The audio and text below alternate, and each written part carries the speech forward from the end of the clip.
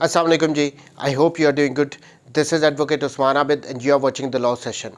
हम young lawyers practical course कर रहे हैं. कल सेशन नंबर 1 किया था, आज ये सेशन नंबर 2 है. कल हमने कंप्लीट किया था एक क्रिमिनल केस एफआईआर से लेके और जजमेंट पास होने तक सारे प्रोसीजर्स को हमने किया था. सेम लाइक जो सिविल केस है, प्लेंट फाइल होने से लेके जजमेंट डिक्री पास होने तक के सारे प्रोसीजर्स को हमने देखा था. लेकिन अभी वहाँ पे कहानी ख़त्म नहीं हो रही, इससे आगे भी चलना है. उसके बाद आ जाती हैं अपील्स, जिसके खिलाफ भी फैसला आएगा डेफिनेटली वो अपील फ़ाइल करेंगे. सो अपील्स कहाँ पे फ़ाइल होंगी, कौन सी कोर्ट्स में फ़ाइल होंगी, सिविल केस में, क्रिमिनल केस में, रिवीजन्स कब फ़ाइल होंगी, ये सारा कुछ जो नेक्स्ट पार्ट है उसको, ये जो हम स्ट्रक्चर ड्रॉ कर रहे हैं क्रिमिनल और सिविल केस का, आज उसको हम इंशाल्लाह ताला कंप्लीट करेंगे. सो स्टार्ट करते हैं जी. जजमेंट पास हो जाए अगर एक क्रिमिनल केस में, उसके बाद क्या होगा. देखें, अगर जो जजमेंट आई, ट्रायल कंप्लीट हुआ, उसके बाद जज साहब ने फैसला सुनाया, फैसले में क्या होगा, सज़ा देंगे. अगर जज साहब ने मुलजिम को सज़ा दे दी, या हो सकता है वो उसको बरी कर दें. इस सूरत में ऑब्वियसली मुलजिम इसके ख़िलाफ़ अपील फ़ाइल करेगा. इसको कहते हैं अपील अगेंस्ट सेंटेंस. फैसला आने के बाद अगर सज़ा होगी उसके अगेंस्ट अपील फ़ाइल करेगा. इसको अपील अगेंस्ट सेंटेंस कहते हैं. अगर उसको बरी कर दिया है, उसको एक्विट कर दिया है, तो उसके फैसले के अगेंस्ट जो अपील फ़ाइल की जाएगी, अपील अगेंस्ट एक्विटल कहते हैं. ठीक हो गया. अच्छा, ये यहाँ पे मैं, चले उसको बाद में करते हैं. ये जो अपील्स फाइल की जाएंगी, ये सीआरपीसी में चैप्टर नंबर 31 है इसका. इसको हमने देखना है कि चैप्टर नंबर 31, मैंने कहा था मैं रेफ़र करता जाऊंगा जो रेलेवेंट सेक्शंस प्रोविजंस होंगी लॉ की. सो ये चैप्टर नंबर 31 है, इसको आपने कंप्लीट देखना है, क्योंकि मैं थ्योरी नहीं कर रहा हूँ, हमने तो सिर्फ प्रैक्टिकल बातें करनी है. अब दूसरा बात आ गया कि ये जो अपील्स फाइल होंगी, appeal against sentence, appeal against acquittal, ये अपील्स फाइल कहाँ पे होंगी. अब उसके लिए हमें थोड़ा सा कोर्ट्स का प्रोसीजर समझना पड़ेगा कि क्रिमिनल कोर्ट्स पाकिस्तान में हैं कौन सी. पाकिस्तान की टॉप कोर्ट अगर कहा जाए तो कौन सी है, वो है हमारी सुप्रीम कोर्ट. उसके बाद कौन सी कोर्ट आती है, ये पूरे पाकिस्तान में एक ही है. उसके बाद आ जाती हैं हाई कोर्ट्स. हर सूबे में हमारे 4 प्रोविंसेस हैं, प्लस 1 हमारा इस्लामाबाद कैपिटल है. सो बेसिकली हमारे इस वक्त पाकिस्तान में 5 हाई कोर्ट्स हैं. ठीक हो गया, 5 हाई कोर्ट्स आ गई. इनसे नीचे क्रिमिनल कोर्ट्स की बात हो रही है. High court, supreme court, high court, फिर सेशन कोर्ट्स आ जाती हैं.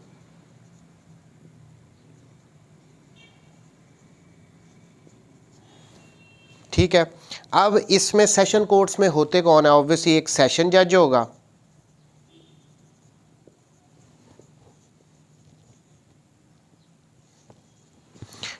और इसके साथ साथ एएसजे, एडिशनल सेशन जजेस.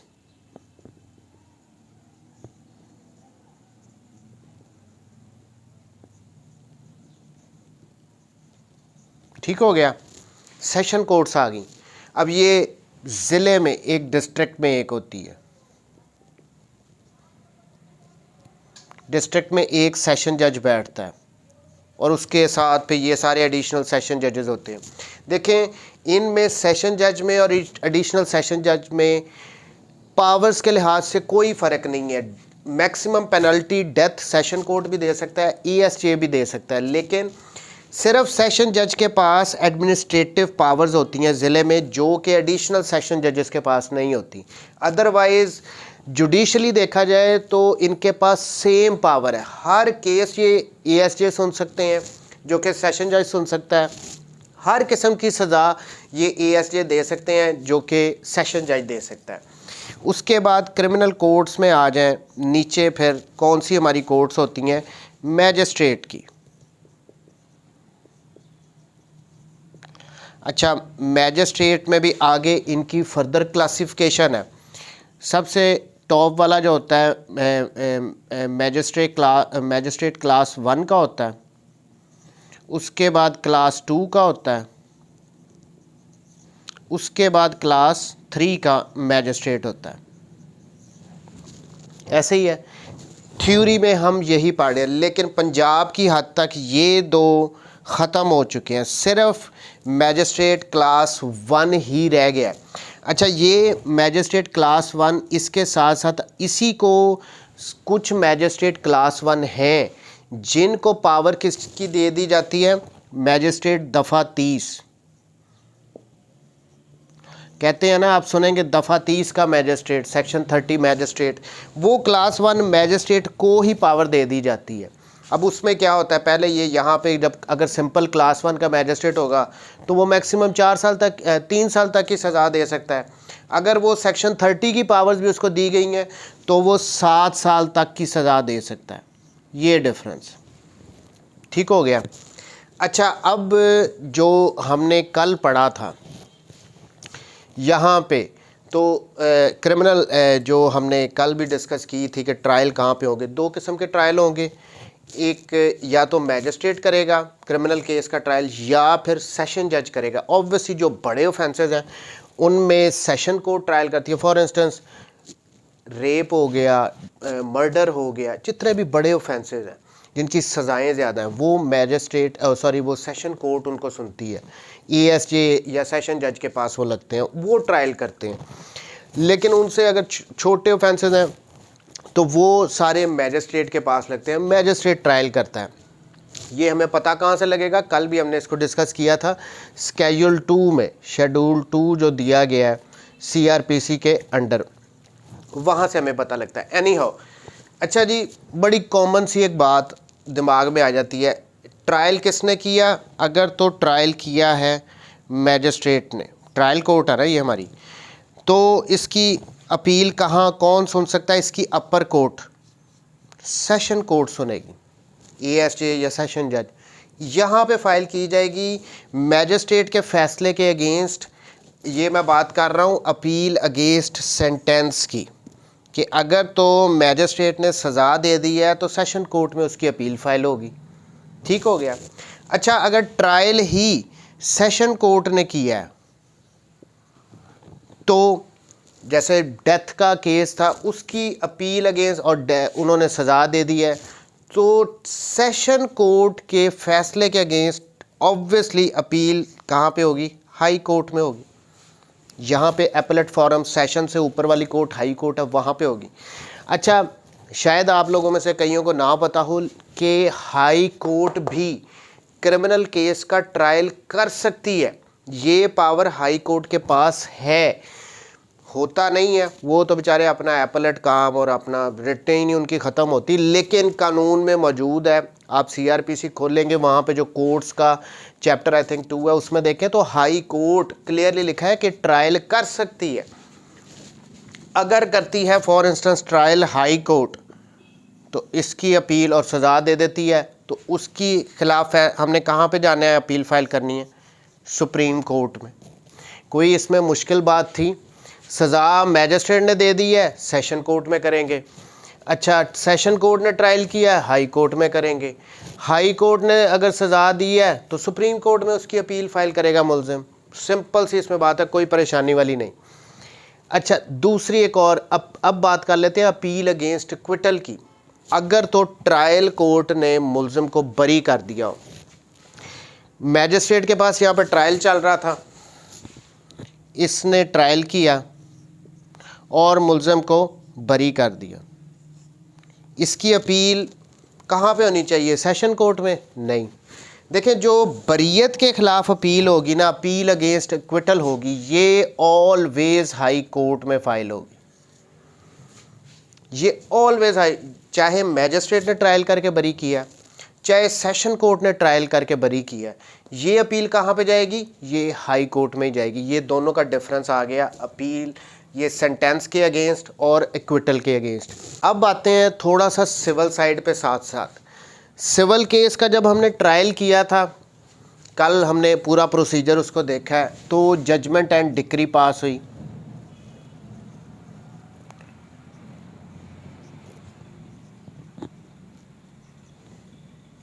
ठीक हो गया। अच्छा, मैंने यहाँ पे judgement and decree word use किया है, सो याद रखना है सिविल केस में जब भी अपील फाइल की जाएगी वो जजमेंट एंड डिक्री के अगेंस्ट की जाती है, खाली जजमेंट के अगेंस्ट नहीं की। ये दोनों एक दूसरे का पार्ट है, इनके बगैर फ़ैसला मुकम्मल नहीं होता। सो जब भी अपील करनी है, जजमेंट एंड डिक्री दोनों को चैलेंज करना है। और जब हम लगाएंगे भी फ़ैसला जिसको हम चैलेंज कर रहे हैं, तो जजमेंट भी लगती है, अपील भी लगती है। ये जहन में रखना है सिविल केसेस से रिलेटेड। सिविल को, अच्छा, ये अपील्स पे आने से पहले इनकी भी ज़रा कोर्ट्स को देख लेते हैं। सबसे पहले ऑब्वियसली कौन सी आ गई? सुप्रीम कोर्ट आ गई। उसके बाद हाई कोर्ट्स आ गई। उसके बाद डिस्ट्रिक्ट कोर्ट्स आ गई।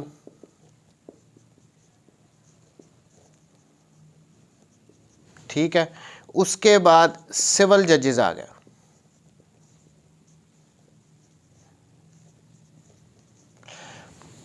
यहाँ पे भी सिविल जजेस की आगे क्लासिफिकेशन है, क्लास 1, क्लास 2, क्लास 3। ये मैं सिंपल सा एक स्केच बना रहा हूँ।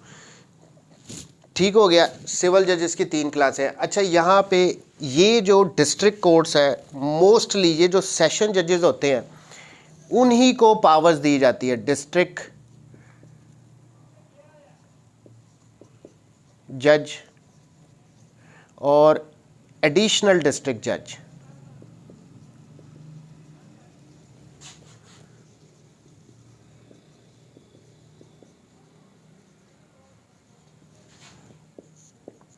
देखिए, जो सेशन जज होगा वो ही एज ए डिस्ट्रिक्ट जज काम कर रहा होता है सिविल साइड पे, जब वो सिविल केसेस सुनेगा। जो एएसजी हैं, एडिशनल सेशन जजेस हैं, वो ही बेसिकली एडिशनल डिस्ट्रिक्ट जजेस, उनको ये भी पावर होती है। वो साथ साथ जब सिविल, देखें, जो एक सेशन जज है जब वो क्रिमिनल केस सुनेगा तो उसको सेशन जज कहेंगे।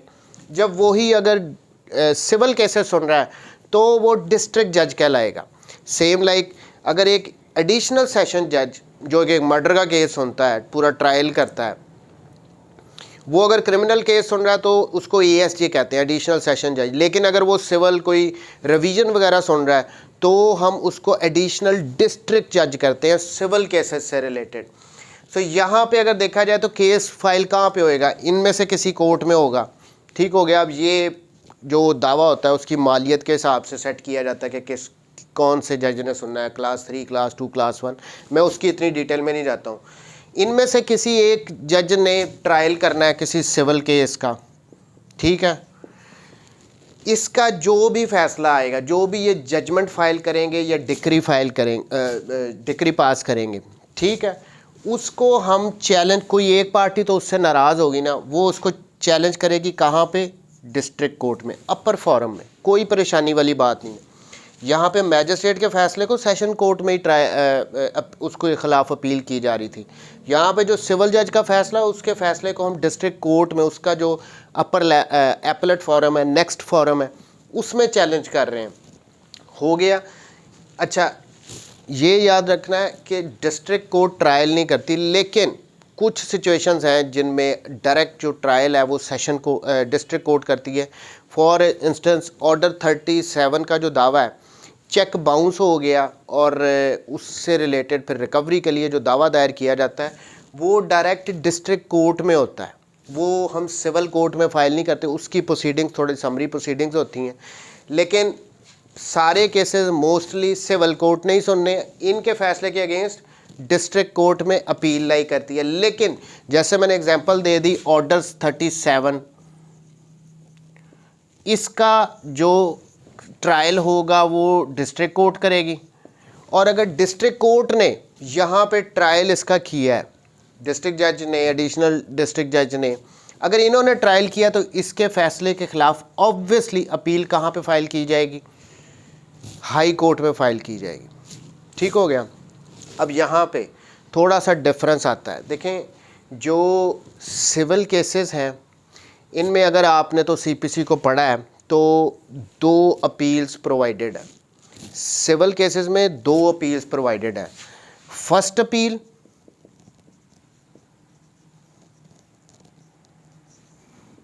ये कहाँ पे है? सेक्शन 96 से स्टार्ट होती हैं टू 99 और ऑर्डर है इससे रिलेटेड 41।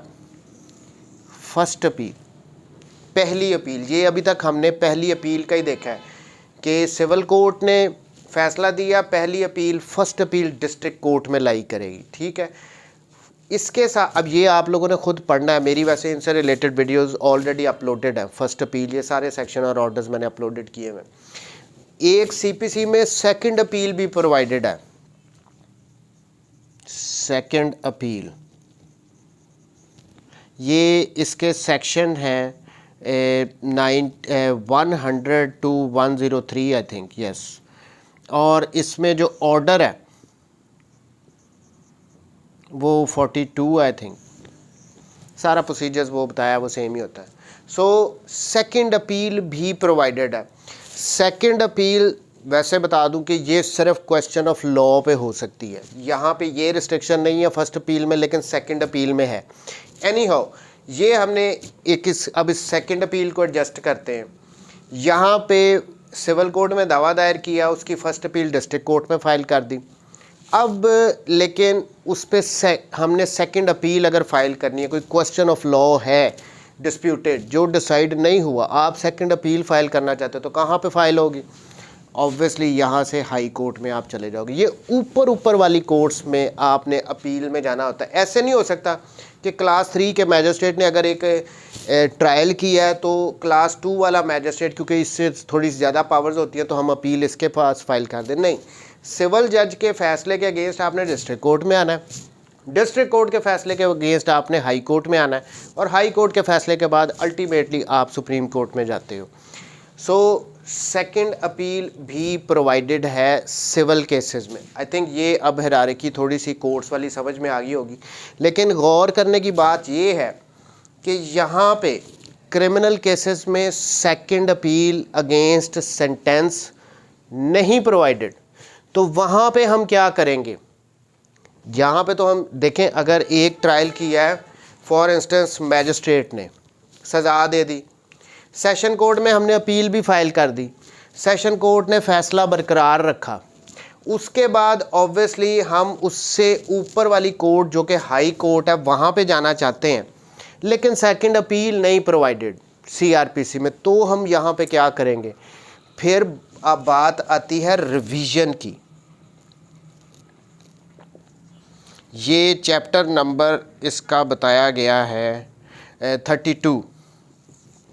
फिर वहाँ पे हम रिवीजन फ़ाइल करते हैं। देखें, एक ज़हन में बिठा लें, अगर तो अपील प्रोवाइडेड नहीं है तो रिवीजन लाई करती है, फिर हम रिवीजन फ़ाइल कर देते हैं। यहाँ तक हायरार्की अगर देखें, मैजिस्ट्रेट ने अगर ट्रायल किया तो सेशन में अपील, सेशन ने किया हाई कोर्ट में, हाई कोर्ट ने किया तो सुप्रीम कोर्ट में अपील। अगर अपील सेकंड जो कि प्रोवाइडेड नहीं है तो हम रिवीजन वहाँ पे फाइल करते हैं। जो ऑर्डर्स भी होते हैं उनके अगेंस्ट भी हम रिवीजन ही क्रिमिनल साइड में फ़ाइल करते हैं। यहाँ पे अब एक और चीज़ यहाँ पे है, यहाँ पे क्रिमिनल सिविल केसेस में सिर्फ जजमेंट एंड डिक्री जो कि फाइनली पूरा ट्रायल करने के बाद जज ने फैसला दिया, सिर्फ उसके अगेंस्ट ही अपील नहीं फ़ाइल की जाती। कुछ ऑर्डर्स भी हैं सिविल केसेस में जिनमें अपील फाइल की जा सकती है। अब वो कौन से ऑर्डर्स हैं? देखिए, अगर तो हम सेक्शन इसका था सेक्शन 104 टू 106 ये आ गया, इसके साथ ऑर्डर 43 है।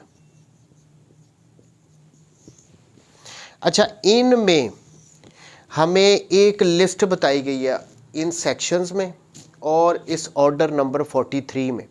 उनमें ये बताया गया कि कोर्ट जो डिफरेंट ऑर्डर्स पास करती है ना, फॉर इंस्टेंस जो आप एक ऑर्डर 39 का अगर जज साहब ने फैसला दे दिया, स्टे आपने दावा दायर किया, साथ उसके स्टे की एप्लीकेशन लगाई कि मुझे स्टे भी दो, ऑर्डर 39 की एप्लीकेशन लगा दी, जज साहब ने वो डिसमिस कर दी, वो आपको स्टे नहीं दिया, तो आप क्या करोगे? आप रिवीजन फाइल करोगे? नहीं, उस ऑर्डर के अगेंस्ट भी आप अपील ही फाइल करोगे। लेकिन ये अपील अगेंस्ट जो ऑर्डर आप फाइल कर रहे हो, ये एक तो जो नेक्स्ट फॉरम होगा, ऊपर वाला फॉरम होगा, यहाँ पे आपने ट्रायल कोर्ट में फ़ाइल किया एक स्टे की एप्लीकेशन, जैसे आपने आपको नहीं दिया स्टे, तो आप डिस्ट्रिक्ट कोर्ट में इस फैसले के अगेंस्ट जो आपको स्टे नहीं दिया गया, आप बाकायदा अपील फ़ाइल करोगे, रिवीजन नहीं फ़ाइल करोगे, अपील फ़ाइल करोगे। मैं आज की वीडियो को ज़्यादा कंफ्यूजिंग नहीं करना चाहता हूँ, सिंपल रखना चाहता हूँ कि हमें थोड़ा सा अपील की समझ आ जाए। अच्छा, यहाँ पे एक और बात भी मैं ऐड कर दूँ, ये तो दोनों की होगी ना अपील्स, हमने और ब्रीफ सा इसका इंट्रोडक्शन हो गया, लेकिन देखें जो जिसके अगेंस्ट फैसला आया है सिविल केस में, वो तो अपील फाइल कर देगा। ठीक है, ये घर मेरा था, एक दावा दायर किया गया, मैं वो केस हार गया हूँ, कोर्ट ने ये फैसला कर दिया कि ये घर मेरा नहीं है, ये बी का है जिसने मेरे अगेंस्ट सूट फाइल किया था। मैं तो जाऊँगा फटाफट जो डिस्ट्रिक्ट कोर्ट है वहाँ पे जा के मैं अपनी अपील फाइल करूँगा, लेकिन जिसकी फेवर में ये फैसला आया है, ये जजमेंट एंड डिक्री पास की गई है, वो क्या करेगा? वो करेगा यहाँ पे एग्जीक्यूशन की पिटीशन फाइल करेगा, जिसको हम आम जुबान में कहते हैं इजरा। इसका ऑर्डर है 21। सो जिसकी फेवर में फैसला आ गया, देख वो एग्जीक्यूशन की तरफ चला जाएगा, जिसके खिलाफ आया वो अपील की तरफ चला जाएगा। अब ये अगर देखा जाए तो ये ऑर्डर 21 एग्जीक्यूशन के प्रोसीजर्स बहुत लंबे चौड़े हैं, मैं उनकी डिटेल में नहीं जाता हूँ। जब हम मेरे खिलाफ फैसला आया था ना, जो हम एग्जांपल लेके चल रहे हैं, मैं क्या करूँगा? मैं इसकी अपील फाइल करूँगा, साथ मैं इस इजरा को रोकने के लिए सस्पेंशन की एक एप्लीकेशन भी लगाऊंगा कि जो ये जजमेंट एंड डिक्री इम्प्यूड है उनकी एग्जीक्यूशन को रोका जाए, यानी उसकी इम्प्लीमेंटेशन को रोका जाए, मुझसे ये घर ना छीना जाए जब तक मेरे ये अपील्स के साथ फैसला फाइनली डिसाइड नहीं होता अपील में। सो ये इजरा को रुकवाने के लिए फिर साथ सस्पेंशन की एक एप्लीकेशन भी लगाई जाती है। एनी हाउ, अच्छा यहाँ पे ना एक बात मैं और भी ऐड करना चाहता हूँ। ये अभी तक हमने जो क्रिमिनल साइड पे देखे, अपील अगेंस्ट सेंटेंस देखी है, अपील अगेंस्ट एक्विटल देखी है, लेकिन अगर ट्रायल में ही जाएं तो वहाँ पे हमें एक और चीज़ भी मिल जाती है, डिस्चार्ज। अगर आपने सुना हो तो डिस्चार्ज करना, ये कौन कर सकता है? मैजिस्ट्रेट कर सकता है। कौन? ये प्री ट्रायल जो प्रोसीडिंग्स होती हैं ना, जब फर्द जुर्म नहीं लगता, उससे पहले मैजिस्ट्रेट के पास ये पावर होती है कि अगर तो एविडेंस सफिशेंट नहीं है मुल्ज़िम के अगेंस्ट, तो वो उसको डिस्चार्ज कर सकता है। लेकिन ये जो डिस्चार्ज होता है ये कभी भी एक्विटल के बराबर नहीं होता, ये बरियत नहीं है, ये ज़हन में रख लें। अगर कभी दोबारा उसी मुल्ज़िम के अगेंस्ट कोई एविडेंस आ गई, इतना मवाद आ गया, तो उसको दोबारा गिरफ़्तार भी किया जा सकता है, उसके अगेंस्ट दोबारा उसके अगेंस्ट ट्रायल भी चलाया जा सकता है। ये बरियत नहीं होती।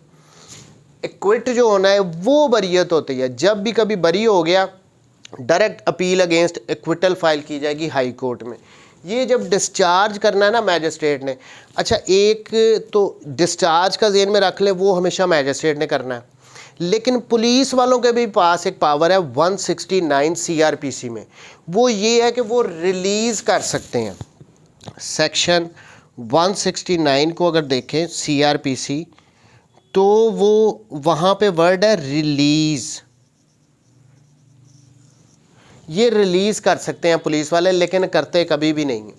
पुलिस वालों के पास ये इसमें पावर दी गई है, अगर तो जो वो तफ्तीश कर रहे हैं उनको लगता है कि बंदा बेगुनाह है, इसके अगेंस्ट कोई भी एविडेंस इतनी नहीं है, तो पुलिस वालों के पास ये पावर है कि वो उसको रिलीज़ कर दे। उससे बेल बॉन्ड यानी श्योरिटी मचल के लेके भी कर सकते हैं, उनके बगैर भी कर सकते हैं भी आपको यहाँ पे रिलीज़। अब ये रिलीज़ करना, रिलीज़ तो कर दिया लेकिन डिस्चार्ज नहीं हुआ, फाइनली इस मुलज़म ने फिर मैजिस्ट्रेट के सामने पेश होना है और वहाँ पे उसको अगर जज साहब एग्री करेंगे तो डिस्चार्ज करेंगे। जब रिमांड पे आर्गू करते हैं ना, उस टाइम भी मैजिस्ट्रेट के पास ये पावर है कि मुलज़िम को डिस्चार्ज कर दे। मैजिस्ट्रेट डिस्चार्ज कर सकता है, बरी नहीं, डिस्चार्ज कर सकता है, और जब एक दफ़ा वो डिस्चार्ज हो गया तो दोबारा उसको उसी केस में वापस भी लाया जा सकता है। अगर दूसरी तफ्तीश शुरू होगी, कोई मवाद उसके अगेंस्ट आ गया तो दोबारा उस पर ट्रायल भी चल सकता है।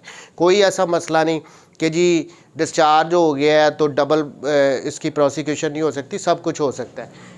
जब बरी हो गया तो उसका ट्रायल नहीं चल सकता, डिस्चार्ज हो गया तो चल सकता है। अच्छा, अब सिविल केसेस में देखें, हमारी एग्जांपल चल रही है ट्रायल, हमने जो अब प्रैक्टिस में होता है, ट्रायल करती है सिविल कोर्ट, फिर उसकी फ़र्स्ट अपील फ़ाइल की जाती है डिस्ट्रिक्ट कोर्ट में, फिर उसके बाद आता है हमारे पास ऑप्शन है सेकंड अपील की।